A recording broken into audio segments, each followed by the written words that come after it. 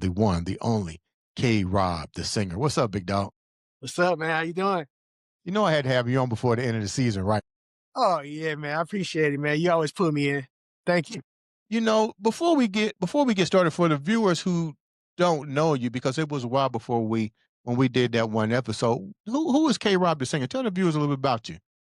K. Rob the singer is a writer, a singer, uh, and all that great stuff. And I've been doing it for a while. I'm out of the Bay Area, from Richmond, California.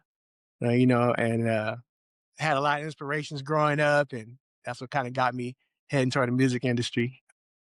I grew up around, the Bay Area legends, E40, guys like Master P came through there, Super Yeah. Shocker, and all those great guys. And more than that, like Sly and the Family Song, Sheila Easton, all those In Vogue, a lot of inspirational people that put it down long before I, doing my thing. So Isn't that's Izzy Hammer from that area too? We just had his nephew on. Very talented young man. I didn't realize there was that much talent in the Bay Area, man. That's crazy. yeah, man, it was big and it just keeps growing, man, to this day. How do you manage to stay afloat with so much competition? Man, I do my own thing and I promote hard, man. I promote heavy. If I have releases coming out or whether I'm writing for certain people or whatever, the promotion is the big part for me. That's really a lot of percentage of everything for me. Once you get the product the way you want it, and get out there and promote it, How you did know, you master this craft? What age was it when you realized this was something that you wanted to pursue? Were there other interests before you decided to do music? yeah, yeah. I was involved with sports growing up. I was involved with church choirs and stuff like that. So Right. that right there, the church choir, the singing in the church choir was a great thing for me because it got me from being shy in front of people. Isn't that usually how it starts out?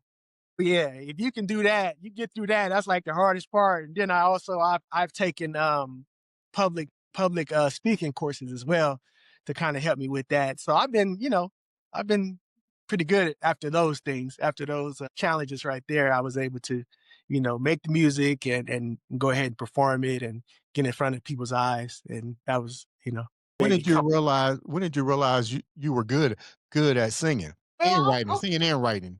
yeah, I was always, in competition with myself pretty much. I was always just getting better and better every time I would do it. That was my thing. Not competing with other people, just kind of competing with myself and just getting better and better as I go farther along.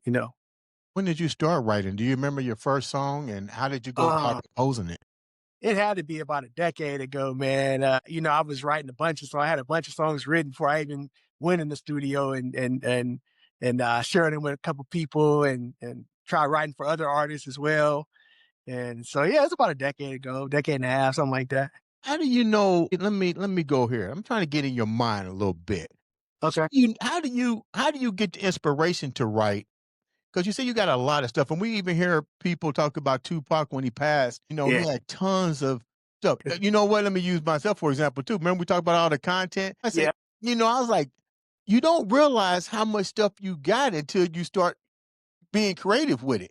So since Right. you had so much stuff, how did you know what you wanted to pull out of the archives and work on?